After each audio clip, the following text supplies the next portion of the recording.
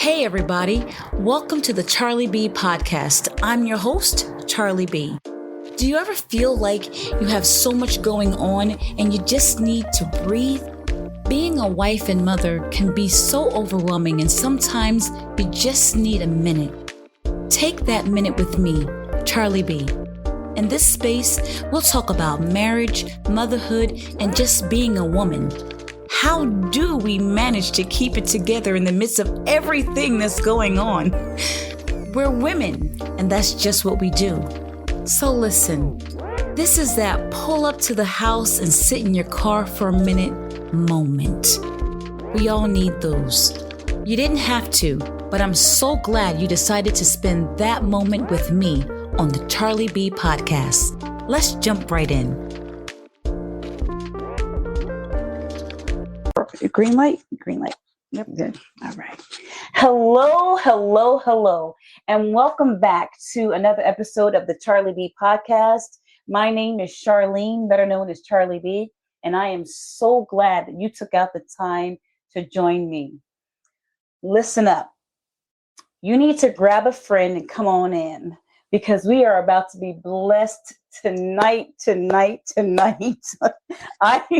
I am just beside myself. I'm giddy. I was sweating and nervous because we have the amazing, the beautiful, and the talented.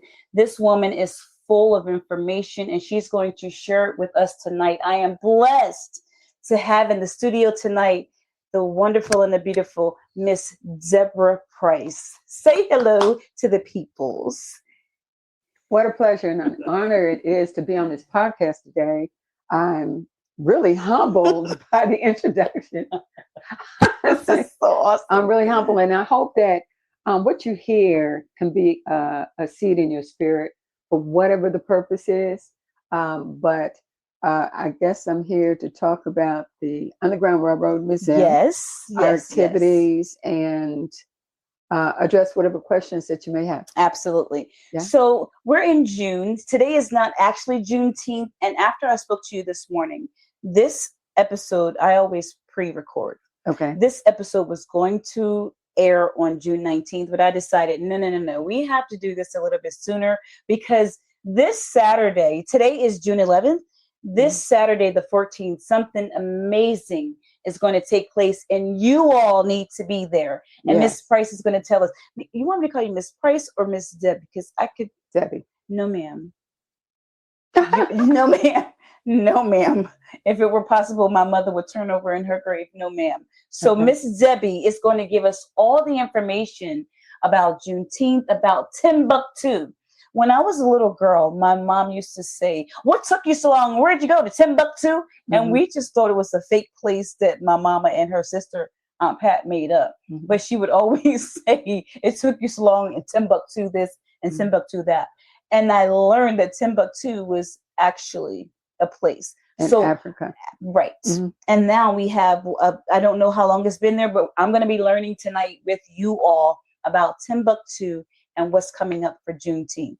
All right. So how about we start with, why don't you introduce yourself and tell us a little bit about you? Okay. My name is Debbie Price. I'm the executive director of the Underground Railroad Museum of Burlington County.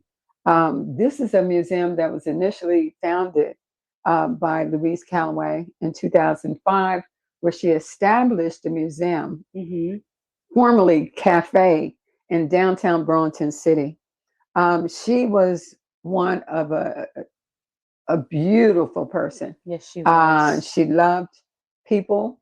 She loved education. Yes. She loved to allow people to self-express. Right. Be it very through oratorical situations or through the arts, through whatever mechanism you had. She provided that platform to allow folks to do that. Even in establishing a school in Canada. She also traveled a lot with her husband. Her husband did a lot of work in Africa. And because of their works, he was knighted a king. So a lot of the DNA of this museum is still in Burlington City. Yes. However, it was relocated to Smithville in Okay. around 2015, 16, Right. and under the auspices of the county. Right. So And that's I'm in so Mount Holly, grateful. right? Smithville is in Mount Holly. Smithville is in East Hampton. Okay. It's in East Hampton. It's at 803 Smithville Road in the historical Smithville Park in Building 10. Nice. And that's in East Hampton. Okay. Yeah. A lot of people don't even realize that it's there. Right. Yeah. It's immediately adjacent. Yeah. It's immediately adjacent to the mansion that's there. Okay. And we're located in one of the little white homes.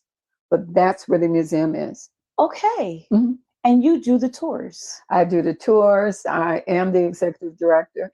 But we have a team. We have a great team of, I call them my support team, because you can never do anything by yourself. Absolutely. You cannot do anything by yourself. No, but we have strengths of backgrounds, talents. Yes. But we have a common thread. And that's the thread of history and the love of sharing. Right. And that's what we're about. When you typically come into the museum, okay, I stop everyone in the lobby because I give the energy of the museum to the continent of Africa. There are so many curiosities and so many questions about why was Africa, or the continent of Africa, infiltrated by the Europeans and the like. Okay. Before I get into the diaspora movement, okay, I prefer to talk about how we are from the kings and queens legacy and lineage. I talk about the different. Up straight. Let's go. Yeah. I talk about the different cultures, the different ways of communicating. Like that ticking. I talk about the history of things like when people ask you, let's have a moment of silence. Do you have the history of that? No. That's tied to the drums. Out of respect, when someone transitions, everybody goes quiet and the drums beat. So folks can know someone has transitioned and they can go home to rest. That is the beating of the drum, which symbolizes or synchronizes with the beating of the heart. Okay. But things like that, that's what we talk about. We talk about the excellence in education. We talk about the richness of the soils. We talk about the legacies of the families, where they came from, whose they belong to. I really enjoy that segment in the lobby. That's just in the lobby. That's just in the lobby. Oh, can't wait. That's just in the lobby, because it's so important for us to realize and to know whose we belong to. Wow. Before the step or the decision was made to infiltrate the continent. Wow. Okay. So we go to the lobby and we're met by you when we go to the museum. Tell us a little bit more about the experience and where your love. First of all, I would like to know how you know so much about it. Did you go to school for it? I would like to know that history, if you don't mind sharing, because that's going to be interesting. How I started? Yes. How I started? One thing, I grew up in the military. Okay. I was a military brat. So growing up literally around the world, you get to appreciate the differences. Okay. But in understanding the differences, that gave you a sense of pride of who you were. Yes. Okay. And the families, and listening to the stories. I was able to listen to different stories, different cultures, different religions. Yes. I had a beautiful opportunity of the travel through my mom and dad. We're in the Air Force.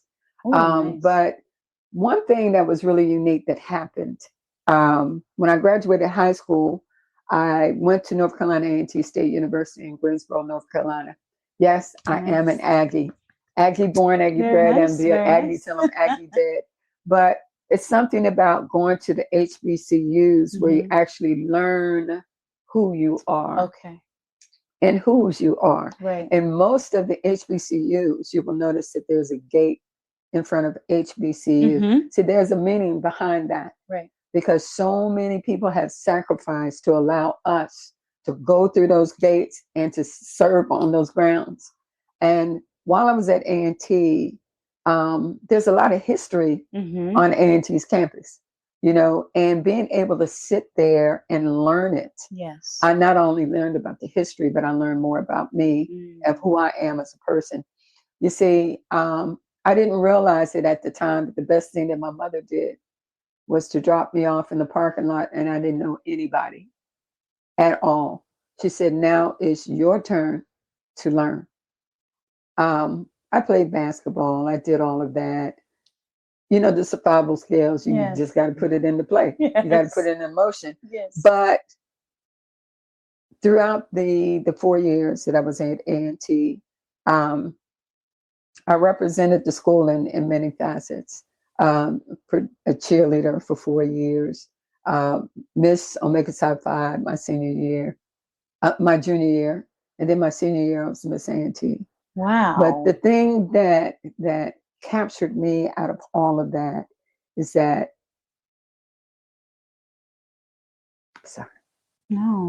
folks saw things in me that I didn't see within myself. Right. You understand? Yeah. So when you're representing not only yourself, but the university, right, as well as the students that believed in you, that I would convey things to them, that I was entrusted with that. And even till this day, I am so proud to be a former, current, whatever, but even with the cheerleaders, we talk every day, and it's 50 years later. Wow. So you never know who's going to be planting seeds in your spirit, right? For whatever the reason is, be it education, be it life, be it for motivational purposes or just survival purposes. The people that have planted seeds in my life, that's why my email is called Seeds Foundation 1. Yes. Okay. Yes. Planting seeds to make a difference in someone's life. Right. You're going deep in understanding, wide in networking. Once the seed is in fertile ground, because you've been watering the situation for so many years, not until it's time does the seed bud life. Right. But once life is bud and born, it goes up to the one that can answer any question that you have, because foundationally, you're grounded. So it's goodness, the whole piece about my journey, because right, you asked about my journey. Yeah. It has been a journey full of a lot of seeds. At the time the seeds were planted, I didn't understand the why. But when I go to the museum, I never knew that a lot of people that planted in my life are on the walls. And I'm speaking about them, to them, through them. Right. I never thought I'd be speaking with a Rosa Parks or Barbara Jordan or Shirley Chisholm or Merle Ebbers, or, where do I start? Speaking with Rosa, come on. I Coretta can't Scott King. I'm just like, these are people that we hear about and read about. And Exactly. Actually... And even in March, I was led to go down to Selma, Alabama, because I just had to be there. It was the 60th anniversary of the Bloody Sunday. Yeah. And the experience, that experience in itself, okay, I went down by myself, not knowing who to expect, what to meet, who to meet, all of that. And I met the Sarahs of the world. Wow. I met Opal Lee. Opal Lee is the young lady that walked from Texas to Washington, D.C. and met with President Biden. And because of her efforts, Juneteenth became a national holiday. But I'm on the phone with her. Thank you. And speaking with her. And as a result, her granddaughter, which is her publicist, Deion Sims, she's going to be at our Juneteenth event. this Saturday. Oh my goodness. But you never know who and why. You know, I never knew that I'd be crossing the Pettus Bridge with Martin Luther King III on my side. I never knew, you know, but I did that in honor of John Lewis, you know, and I purposely stood on that bridge the day before the big walk because I wanted to feel his spirit. There was a reason why I was down there. Was a reason why I was drawn, you know. So I can't, you know, why certain people have been, you know, blessed. The people here in Willingboro. Yeah. You know, and we go back years from our little kids all the way to adults. Even with what's going on at the museum, I can't explain the why. I just trust that, you know, I'm being led to allow certain people to come into my life, enable folks to come into my life, and being patient enough to have the discerning ear to say, okay, you're giving it to me for a reason. It's not for me to keep. It's for me to pass it on. Jeez. Okay, so that's so awesome. If I could just plug in a little bit, because the thing that captured me about you is Dion told me about you, and I reached out, and without hesitation, it was so fast, your response. And I said, this woman doesn't know me, but you were willing. Sure. And that was amazing. And just a few moments ago, when I introduced you to my daughter, to baby girl, the way that you stopped everything you were doing and gave her all of your attention. And then what you did is you planted a seed in her. Yeah. And she took that. Now it's up to her to water it. Yeah. Miss Price said, I'm here if you need me. Do you know how important that is for generations to know that they have somebody? Because you said what's important is about networking. It is really about who you know, right? So just having you here and you sharing your information with whoever is going to come across this podcast is going to be blessed. And it also gets us busy doing what we're supposed to be doing, because we're not supposed to keep it. Right. We're supposed to water somebody else and plant the seeds. So what you're giving me is my responsibility to now give it to somebody else. I'm not supposed to hold it. Right. Right. And so many times that's what we do. And you are changing the world in so many ways. So I want to get back to the museum. Sure.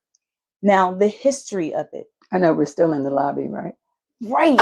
Because, and when I go, I'm because I'm not a crier, but once I start crying, it's a whole entire rap. But I need to know, I know your love now, but the history of it. How did we get to East Hampton? You know, we're not supposed to be there. Let me tell you how we got. No, we're supposed to be where we're at for a reason. Everything happens for a reason. Yes, ma'am. Okay. Basically, when the museum outgrew itself. Yes. Okay. We were blessed with the location out in Smithville. Yes. Okay. You see, when you come into the museum, I'm going to take you out of the lobby. Okay. I know we're still in the lobby. Okay. I like the lobby. But believe it or not, you know, my tours can last up to 2.5 hours. You won't even realize it's going that long. But when you come out of the lobby, the way the museum is set up by way of centuries. Okay. So when you walk into the first room, it's literally the 1400s. Okay. Wow. That room alone focuses on the diaspora movement. Okay. The decisions being made to infiltrate the continent of Africa. We talk about that, how those that were led from one point to the other, a lot based on economics, right? A lot based on trying to convert and strip those that were coming from their origins, right? Stripped, raped, maimed, beaten, slain. You have all of that. How were they placed into these ships? How were they placed in different categories? How did the diaspora movement work? Do you know what I mean by diaspora? No, ma'am. Diaspora means it's when you have a group of people that you take them from their original place of origin and then you disperse them around the world. And our diaspora movement, the African diaspora movement, was in fact the largest. Of course. But what we do in the museum, we not only talk about the movement from the western coast of Africa, because everybody thinks, oh, okay, they're going from Africa to the Americas, and then North America, and then back. The typical transatlantic trade. Right. Okay. But what I do, I talk about information that dates all the way back to 3200 BC and to the present. Wow. Information that you would normally not see. Right. But the diaspora movement, not only to the Americas, but we also talk about the movement to the Asian countries, Grecians to Europeans and the like, because we're a global nation. Wow. Okay, and that's just the first room. That's the first room. But I also hold on to the chains, so you can feel the chains of being pulled from one point to the other. How you were placed in ships, how you were mistreated, how you were raped, how you remained. That you came in as virgins, no longer virgins, boys and girls. Whatever the need was, whatever the destination was, and placed in these ships, stacked. You were not human at the time. It was human shadow. Right. Okay. Right. So I go through all of that, but at the same time, I'll allow you to talk about your family and where's your family from. So that's your time to speak, because this is your story, not just mine to tell. Right. And that's just the first room. Okay. Then after the first room, we go into the next room, which is the 1600s and the 1800s.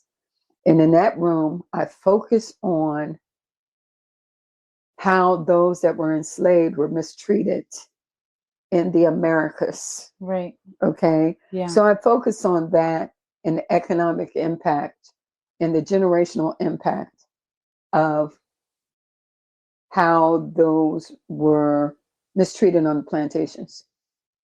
Then I go from who is the most famous? I'm gonna ask you a question. Who is one of the most historical figures in the Underground Railroad that you know about? That I know about is Harriet Tubman. Exactly. That's why I don't talk about her. Oh, okay. I talk because everybody knows her story. Right. But I talk about the collaborations that enabled her to be the best conductor that everyone knows. Right. So when I talk about collaboration efforts, I talk about the abolitionists, the Quakers, the indigenous nations, the churches, the communities, the waterways. I talk about the codes. I talk about all of those things that enabled her to be the best at what she was. She didn't do it alone. She didn't do it alone. Right. And people need to understand it wasn't just us alone. Right. I talk about, well, would you rather be in the house or would you rather be in the field? In the house. Okay. Because I don't do heat well. Okay. I'd say I probably would have been killed early, though. Did you see the movie Harriet? Yes. Okay. How did she tell her mom she was leaving? I don't remember. It's been a while. I don't remember. Okay. In reference to the house versus the field, in the house, you said you don't like heat. Right. That's where you get most of the heat, is in the house. Raped, beaten, maimed, and the like. Versus in the field, you had one day off, and that was on Sunday afternoons. Okay. But even though you're working in the field, the typical lifespan of someone working in the field was only 9 years. Day in, day out, season in, season out. Production. Because the generational impact of those working in the fields versus the house, you had to work no matter where you were at. Right. They were forced to breed because over a period of time, they didn't have enough women coming or slaves coming from Africa, so they had to produce. So they impregnated women of the house, slaves coming in, as well as impregnated those women that were already slaves to produce labor generators to sustain the plantation. Now, Oh my God. as you come into the museum, you will see the actual branding irons. You will see the shackles, the braces in the neck. You see all of that. Okay. But the one thing that people don't realize is that when you see the story of the Underground Railroad and how it happened, okay, the one thing that you always see on TV, slaves running, Mm-hmm. right? Yeah. But what people don't know is over 70% of the success rate of the Underground Railroad was on the water, was maritime. Exactly. So that's why, when we do our tours and we do presentations and we do things like that, I do tours on the Delaware River. So you can actually see the different stops and you'll understand, oh, this is how it happened. In addition to the running. That's in room number 2. Wow. You just so often I thank the Lord. I just stop. Certain things trigger me to thank the Lord and say, I'm glad that I thank God for my ancestors going through what they went through so I didn't have to. Right. I can't even imagine. You said which one would I be? I would have asked him to kill me now. Yeah, I wouldn't want to do either. I wouldn't want to be nowhere there. But when you think about what they really went through, it's painful to hear. It's painful. And then one of the things that I had a hard time, and my dad, who's been gone, he left passed in 2008. I would be like, but why were they allowed to do that? How is it possible? How is it possible that they treated us worse than animals? We weren't even considered human. I was just going to Like, say, how? you have to, that timing, you were human chattel. You were human chattel. Everything comes down to economics, believe it or not. Okay. You talk about, well, how could they do this? Or how could that frame of mind? But see, what people don't understand is that history is to learn from, not to revisit. Yeah. Okay. What's happening in today's world is we're not learning it. So you have nothing to do but revisit it. Right. Okay. And a lot of the answers to the challenges that we're going through now is in our history books. Yeah. If we just sit down and listen and listen and listen. Yeah. Okay. Because one of the things that I do in room 2, because I know you wanted to know more about Timbuktu. Okay. Yes. I talk about Timbuktu. In the museum. So when you actually go and visit Timbuktu, you have an appreciation of what you're looking at. Okay. Because Timbuktu was established in 1826. Oh. All right. Okay. Established in 1826. A battle occurred in 1860. The battle happened because you had, there was a slave on the property, and the slave trackers tried to extract that slave from the property. Okay. I want you to remember those 2 years. 1826, battle, 1860. Okay. But the one person that I really want to mention when it comes to the history of Timbuktu is Guy Weston. Hands down. The doctor, I call him Dr. Timbuktu. Dr. Timbuktu. Yeah, because he's done so much research. And when you really want to know what happened on that property, whose property it was, the legacy family members, everything about Timbuktu, right off the bat, Guy Weston. Hands down. Wow. Okay. And sidebar, the legacy family members of Timbuktu, they will be out there on Saturday. You better be there. I'm going to be there. They're going to be, and you'll have an opportunity of meeting Guy Weston out there. But that there's so much to be grateful for with Timbuktu, of what it symbolizes, because it was one of the largest freed antebellum communities in New Jersey was right down the street. Why don't we know that? Because we're not being taught. Now, if you were to go there today, you would see about 11 headstones, but there's over 180 souls that are buried in that cemetery. Period. There's a big hill. Yeah. There's a big hill back there. Okay. Temple University did an excavation of that property back, I think it was 2015, 16, around there. Okay. And they unearthed the house. The artifacts that were found in the house, they let me use that to when I do presentations in corporations, so we can focus on not just how they passed, but how they lived. Okay. But I highly encourage you, when you get an opportunity, have God come and talk. He will. Yes. He's phenomenal. He's phenomenal. That can be your part too, because I know you really want to get into Timbuktu. But okay, I'll just leave it there. But we're still in room 2. Oh, I thought we moved to 3. No, we didn't move it. We're still in 2. Okay. Yeah, because with that, I talk about, the different signs, how you can tell whether there's an Underground Railroad stop. You can't believe everybody because it's an empty room, a dark room. Oh, they must have held slaves there. No, you can't do that. There's a known pattern that you look for. You see, my walking partner and I, he's a walking artist. We walked from Cape May, New Jersey, all the way to Burlington City. That was 154 miles. Literally? Yes. And walking that, he's walked from Maryland all the way up to Delaware, as well as, we walked the Cape May to Burlington City. Then he walked from Harlem, New York into Canada, 454 miles. Oh, he my just goodness. finished. Yes, he just finished walking from Texas into Mexico, and he's going to be walking from Niagara Falls into Canada. That's in July.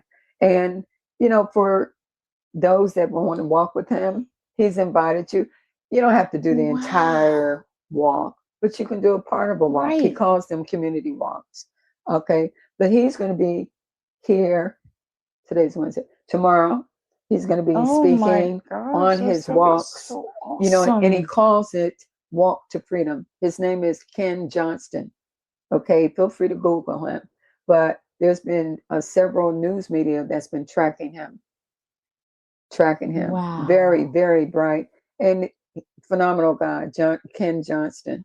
But he's even taught me a lot in our walks, right? And the things that we're doing. But anyway, back to room number 2. Don't say anyway. Everything you say, I'm just like, I want to hear it all. Yeah. This is incredible. Yeah.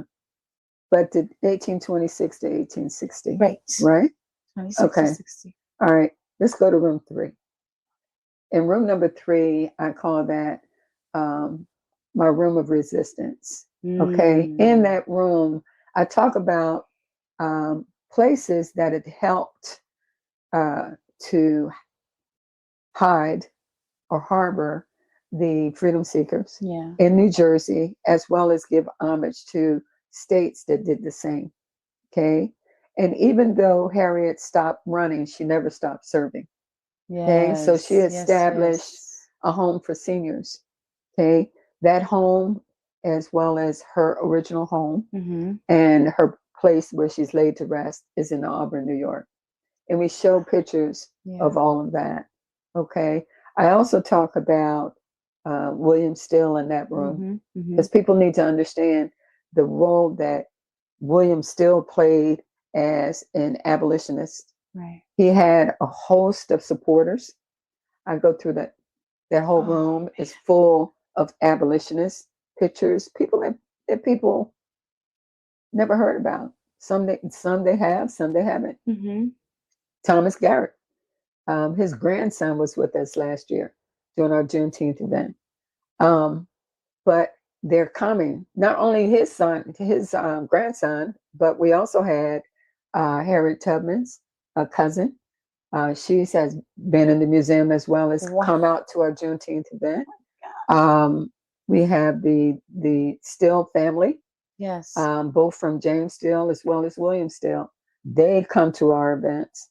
The Lenape Nation, they come to our events because those that are best equipped to tell the story are the family members. Absolutely. Why do I have to tell them when they're right there? Right. And you can meet them and you'll hear the authentic story.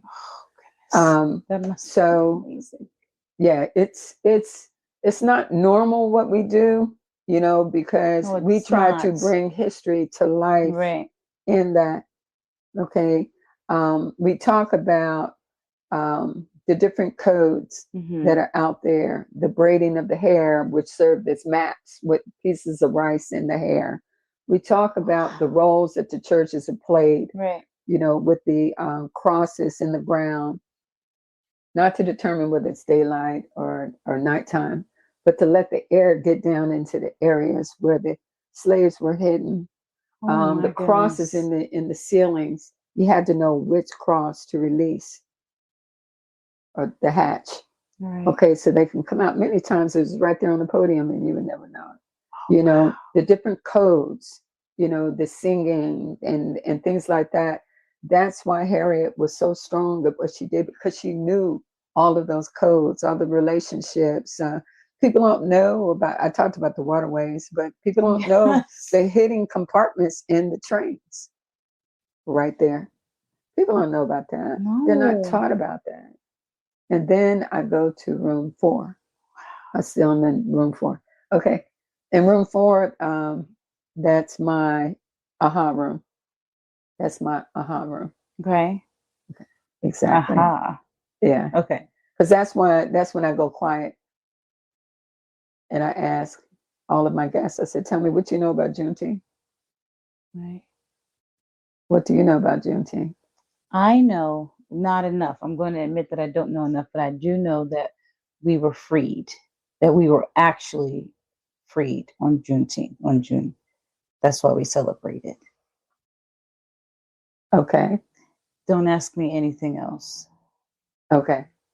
What you hear in the news, June 19, 1865, slavery was abolished in the United States. Yes. We were freed. Okay. June 19, 1865, slavery was abolished in the United States. That's what you hear. Right. Okay.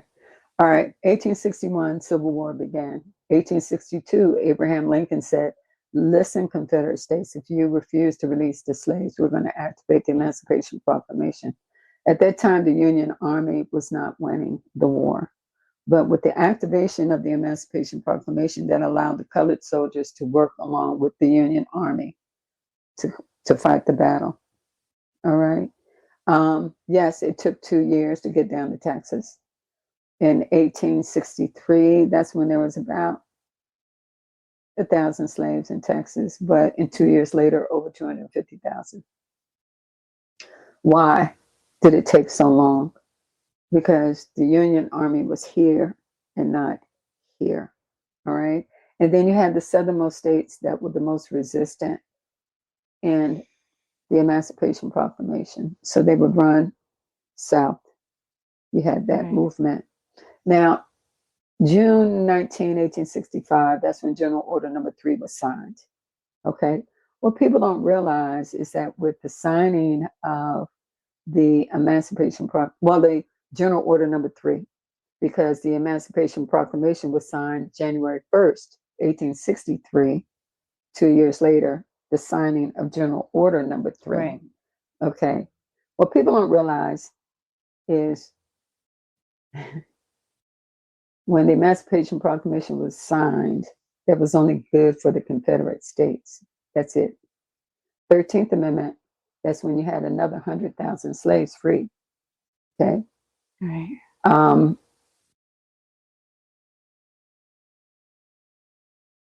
What do you think the last northernmost state was that abolished slavery? The last, if I had to guess, Texas. Texas was part of the Emancipation Proclamation, the last northernmost state. I don't know. New Jersey. Not until January 1866. Okay, so remember the years that I told you to remember with Timbuktu. Yes. When was Timbuktu established? 1826. Right? When was the battle? 1860. Emancipation Proclamation, 65. New Jersey, 66. So how could that happen? That's so How could you have a disappointing. free community when slavery was still legal in New Jersey? You had remember I was telling you about the collaborations of the abolitionists, the Quakers, and the like. See, the Quakers didn't believe in slavery at the time, so they issued the Freedom Papers. Right. So you had a free community down the street when slavery was still legal in New Jersey. My question to you is, what was the last state to abolish slavery? I do not know. Mississippi, 2012, ratified February 7, 2013. Exactly. That's the aha expression that I get from everybody in the room. I'm sorry. Wait, I probably missed it.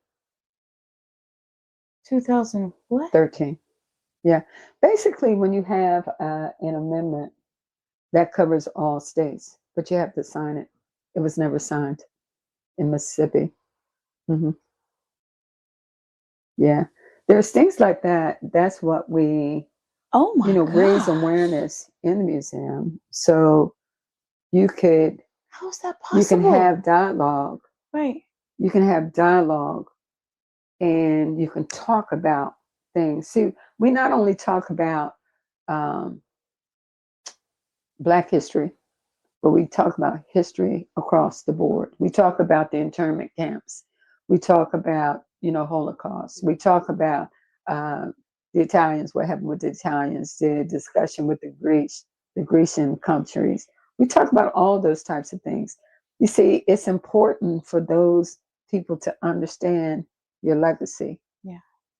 And I always tell, especially the young people that come through the museum, I tell them to go and sit down and have a conversation with your oldest ancestor and not just write it down, but interview them and keep it audio taped so their voices can be passed down throughout the generations. Yeah. It's so important.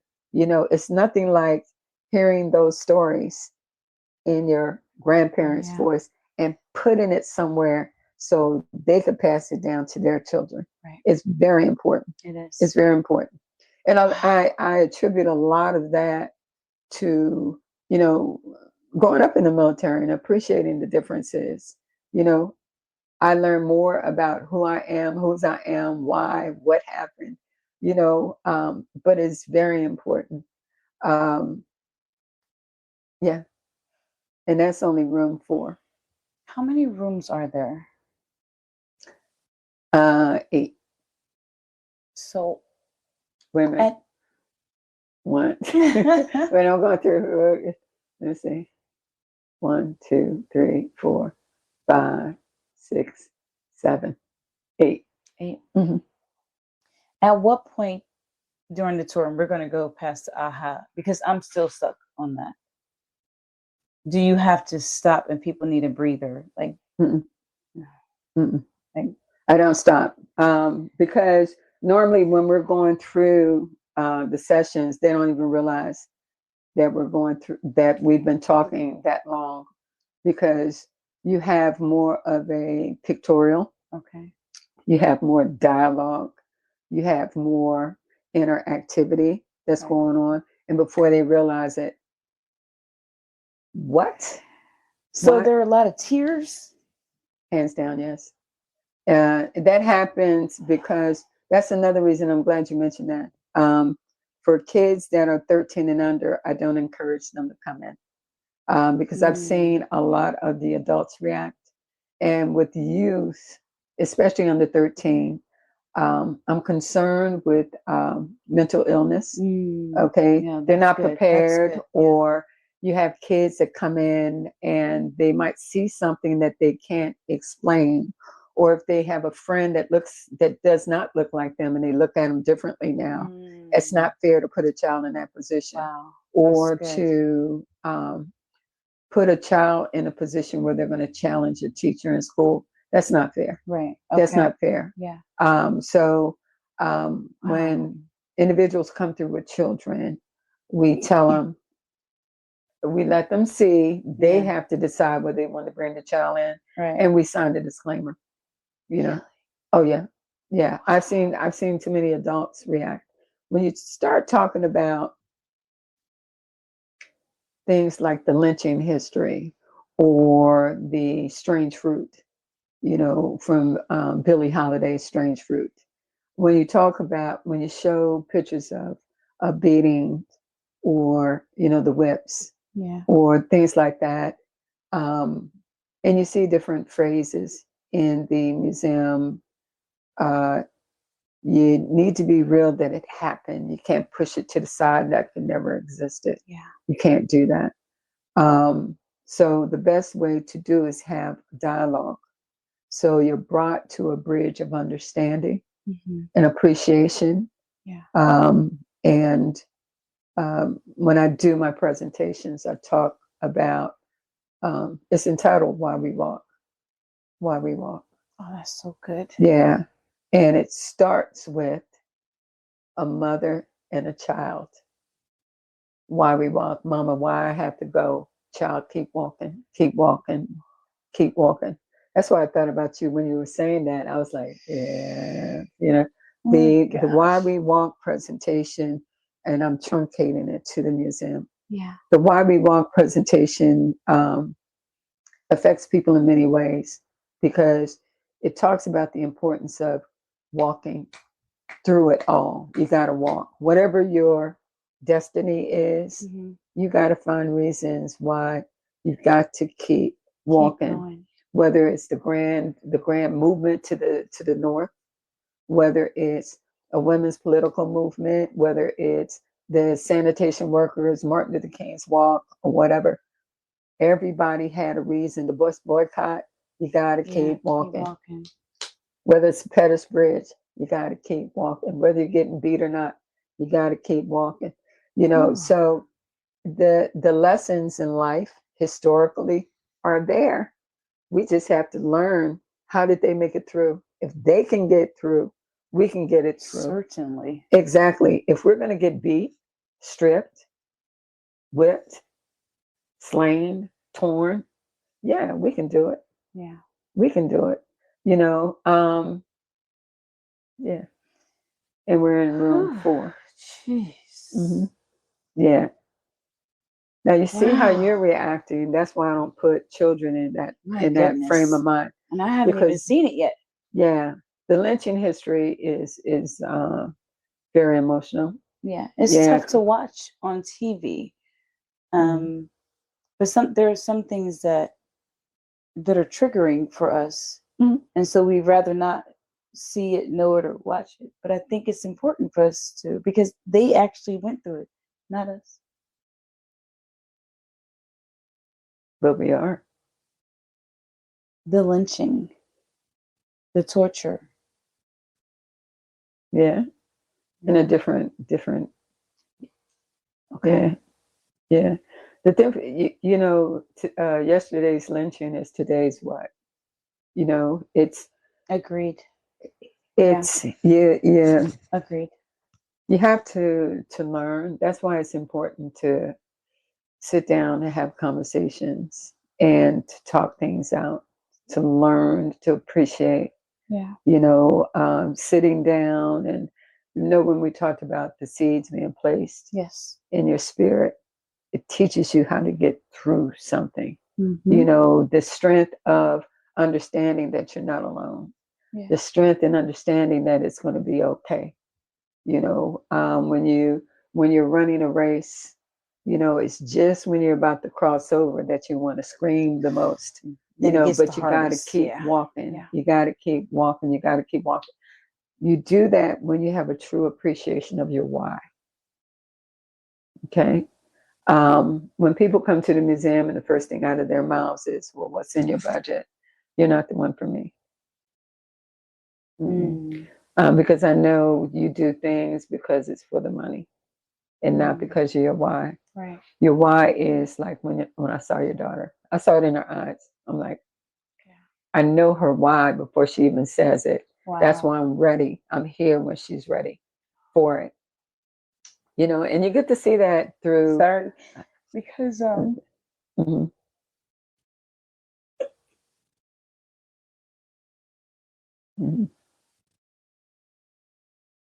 people don't really understand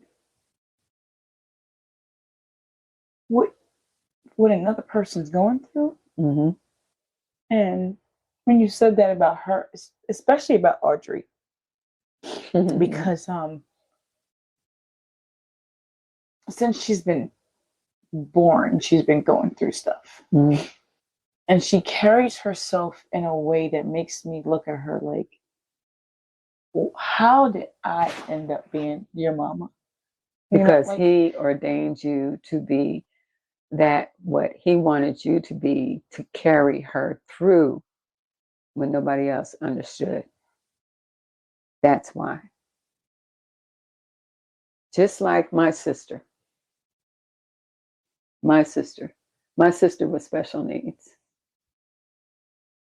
Audrey was one of the strongest people that I ever met. It's because of Audrey. Her sister's name is Audrey. And because of my sister, the role that she played in representing the state with Special Olympics, with her special needs, the one thing that keeps me going, my name is Audrey Richardson. She's no longer with me, but she stays with me. It's Audrey's spirit in life that enabled me to carry this. She's always been, had alopecia. Mine was most recent, but her spirit in me helped me accept what I have, or what should I say, what I don't have, you know, but it's her spirit in me. Okay. The things that Audrey did is something that was the strongest that I'll take to my grave. Okay. But it was my sister's spirit. You know, that's what I saw on your daughter. And it was ironic that her name was Audrey. It's amazing. It's Audrey. And she keeps me, I feel like I have to be strong. Yeah. For her, because, you know, the Bible says, when I'm weak, then I make strong, right? But when I look at her, it's like, how do you keep going? And I know how she does it in the most painful state, because lupus is a beast. She gets up and keeps going. And I know people who have so much less to do with, and you have to pull them along. There go, but by the grace of God, go. Oh my gosh! Exactly. The thing is that when you have a true appreciation of knowing who carries you and who's with you, all you have to do is lean, and they're there. Oh, okay. So in Psalms 91:4, it talks about the wings. Okay, and Galatians 6:9, it talks about, in due season one will reap if ye shall faint not. Within whatever the season is, Ecclesiastes 3:10. You know, so she is doing what she has to do to sustain. That's right. Okay. And whatever her plan is in Habakkuk 2:2, she's going to be fine, because she's going to write it, keeping it simple. So whenever she goes through the eras of pain, okay, it's something that God has already laid out for her. And she's walking in that step. Oh my goodness. That's the important thing. Okay. And I think her strength, because I don't know what affiliation you are or church, but it's amazing how he steps up when we can't step up. Oh goodness. You understand? And it is, he will provide that strength when nobody else can. Or when she has her silent tears, he's there to wipe her tears away. He understands what she's going through, but she has been the one chosen to go through what she's going through. And it might not be about her, it might be about you. Testing your sense of strength. Okay? I know we're all the way out of the museum, but everything is a lesson. Everything is a lesson. Everything is a lesson. And everyone hurts in their own way. Okay? I hurt for her. But we had an episode a couple weeks ago about lupus awareness, and he chose her, not me. But I feel her pain. That's mom. That's your baby. Yeah. Trust. I have situations too. Nobody's perfect. Nobody's perfect. Nobody's perfect. Some relationships you wish that they were better, but again, you go through it for a reason. Go through it. Yeah. Yeah, she's going to be strong. She's going to surprise you. She's probably surprising you now, every day. Exactly. And you're going to be fine. I mean, think about, she's going to be fine. She's going to be fine. She has proven that over and over. Sending her to college was one of the hardest things her and my husband, hands down, ever had to do, because we had to pull her out of school in 7th grade, and she was homeschooled. So she had never been away, and she was always sick. So we were all, you have a sick child, you treat them like an egg. You don't want it to crack. And I had people that are like, you have to let her go, or she's going to run. And I was like, but I don't know how. You're doing it now. You got to let go. I did. And when she went, I was just like, oh my. Yeah. This has nothing to do with Juneteenth or Timbuktu, but it is my history. It's my story, right? But believe it or girl, not, it does. And I'll tell you how. Please tell me how, because I don't know how we got here. I'll tell you how. When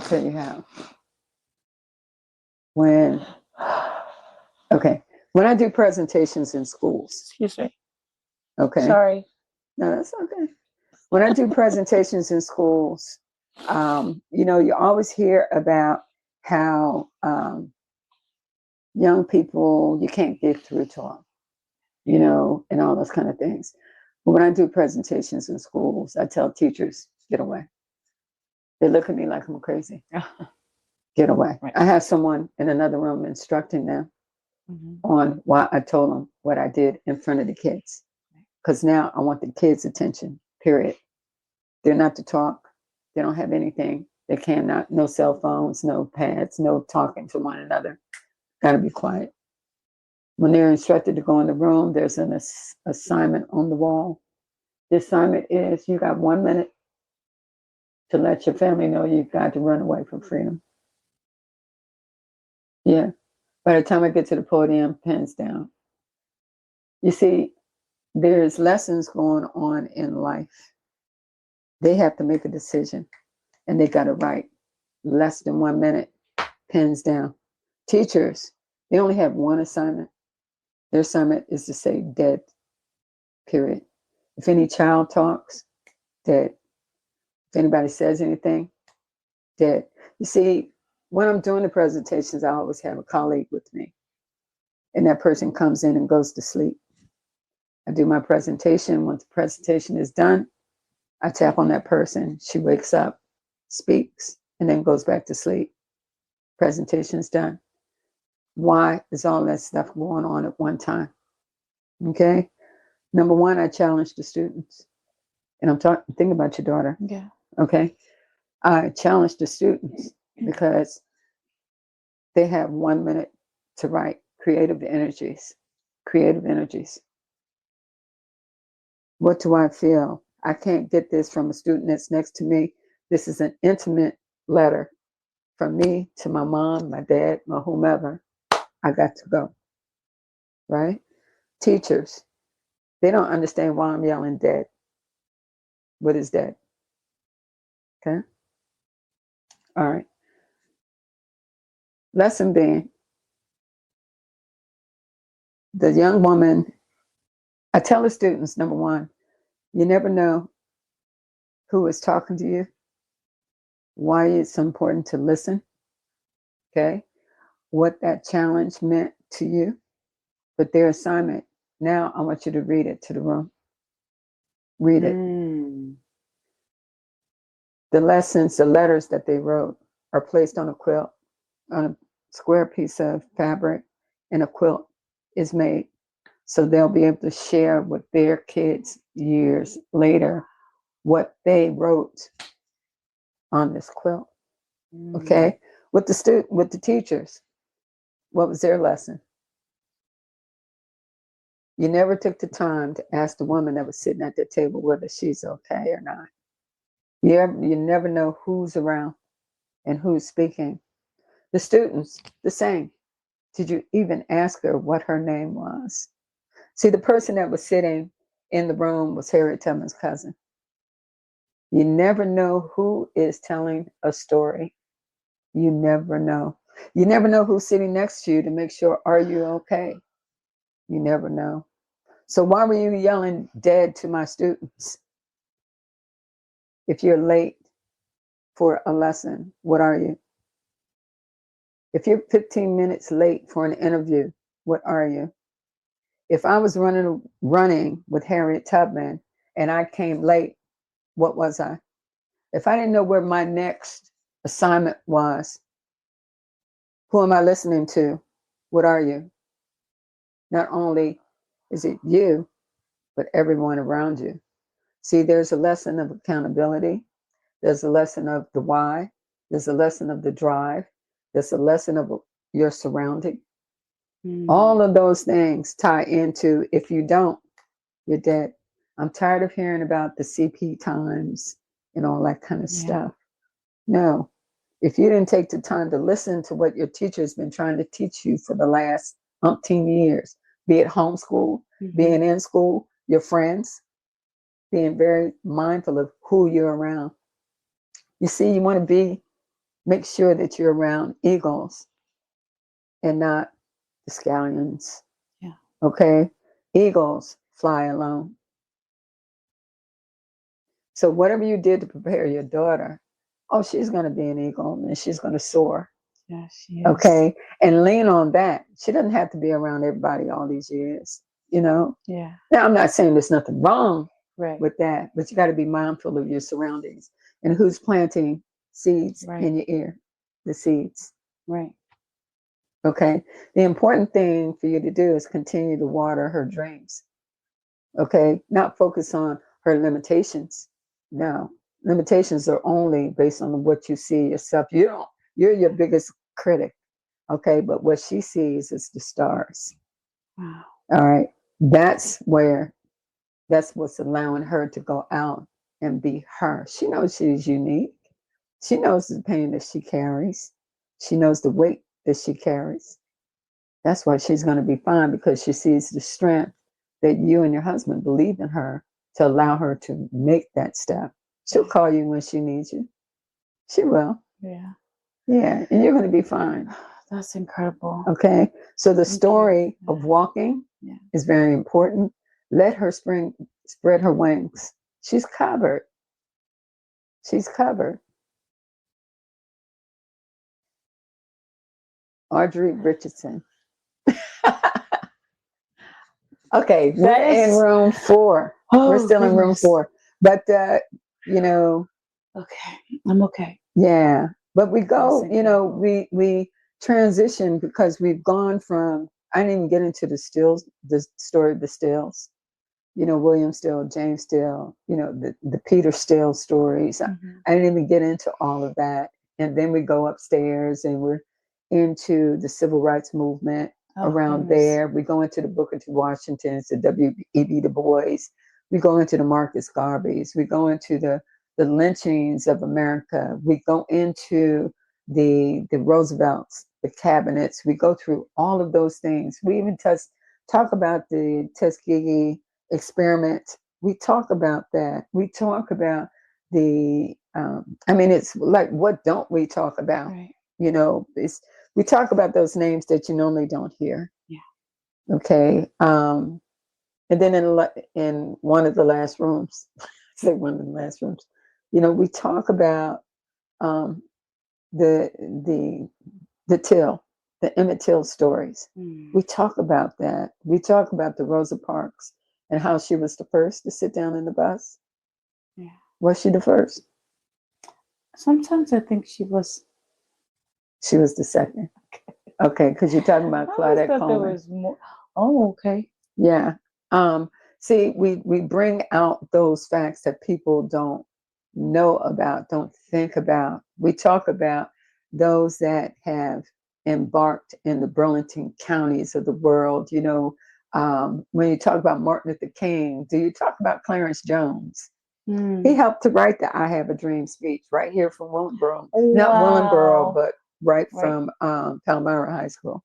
Wow. We talk about the first of the first of the first. We talk about the Bordentown School. People don't know about the Bordentown School, and it kills me.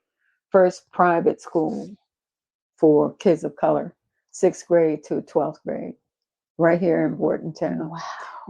In the Rice, Reverend Rice, which is the founder of the school, his great-granddaughter was Susan Rice from the Obama administration. People don't know things like that. But there's so much that's entrenched in the museum. And so much history right here. Down the street.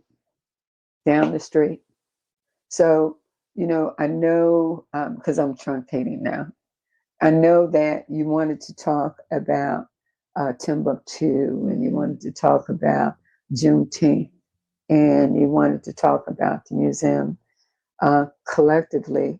See, there's a reason why we have our Juneteenth celebration at that site. Yes. Okay, because the first property is the Rancocas, it's the state park down the street, which used to be a former Powhatan Indian reservation.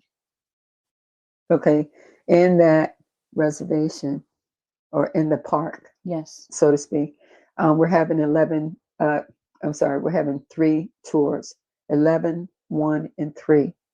What's happening in that 3.5-mile walk is that you're going to be, or the guests are going to be going through an experience for what a person that a freedom seeker is going through. They will be experiencing that through that 3.5-mile trek. At the end of the trek, they're met by Harriet Tubman. Harriet Tubman then transitions them into Timbuktu. In Timbuktu, you will experience a Taste of Freedom series, foods coming from around the world. You will also experience the still production, If These Stones Could Talk. We have reenactors of Peter Steele, reenactors of James Steele. And while the Taste of Freedom series is going on, we have a couple that's singing songs in code. Linda Davis, Linda is off the chain. Linda and her husband David. They just finished singing in Japan. Nice. But they'll be back to perform this weekend. This Saturday. That's just Saturday. And I didn't even tell you who our speakers are going to be. No, you didn't. Deion Sims from Opal Lee, Walk from Texas. Yes. Okay. We have Guy Weston, the historian. Right. He's going to be speaking. We have Terrence Bailey. He's the nephew of Frederick Douglass, 5 times removed. We're also having the family members from William Steele and James Steele. They're going to be there. That's so beautiful. We're also honoring the colored soldiers and the Buffalo Soldiers. They're going to be honored. And how we end the program is going to be with a gospel concert. Why gospel concert? We do a gospel concert because everything from the day that we were stripped from our homes in Africa, even to the point where they're running. Yes. It was all based on faith. God did it. So we're doing a gospel concert. I love it. Yeah. So that's Can you tell me who's the concert? Who's your artist? Like who's singing? I sure can. I thought you were going to ask me that. Destiny Diggs is going to be our guest host. Okay. She is a 2-time Stellar Award winner, radio broadcaster. She's going to be our host. We have Elaine Saunders Mayfield. She is an independent gospel artist. Let's go. Okay. We also have Minister Michael Cruz and the Fellowship Experience. Nice. They're going to be performing. We also have Sinclair Johnson. He's an independent gospel artist. And lastly, we have the Transform Nation music. That is Tyrus Bush, and they're coming from Bethany Baptist Church. You heard it here. And we hope to see you there. In closing, yes, this Saturday is going to be amazing. Yes. And I'm going to be there. By the grace of God, me and my family are going to be there. And I want to see you there as well. In closing, give us why we need to be there on Saturday. Why should we not miss it this Saturday? You need to enrich your spirit of who you are, whose you are, and why you are there to hear that story, because it's your responsibility to pass it on. That's why. Oh, wow. When you come, for those that visit Timbuktu for the first time, it even happened this afternoon because I did a tour before I came here. There were about 40 people there. And with the museum, I took them to Timbuktu. They understood more about Timbuktu before they went out there, so they can have their own appreciation of what happened on that property. Right. But I purposefully told them to go on the hill and just stand on the hill because the community is there. And one young lady came to me afterwards, and she just started crying. And she said, I felt it. I said, I know. That's why I gave them the opportunity to feel what happened on this land. Because this land is an Underground Railroad stop. This land has the spirit of many.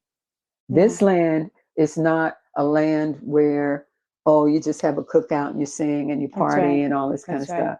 When you understand what happened on this land and why it happened on this land, only you can explain why you're standing on that land. Yeah. It's not for me, it's for you. That's right. And that happened to me when I went to Timbuktu. Mm-hmm. I couldn't explain, but I could not control myself. I was crying, and I was like, I had to go to my car and gather myself because I was so grateful.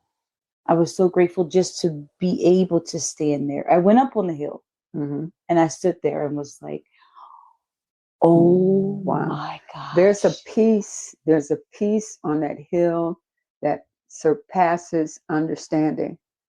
And it's the truth. That's exactly why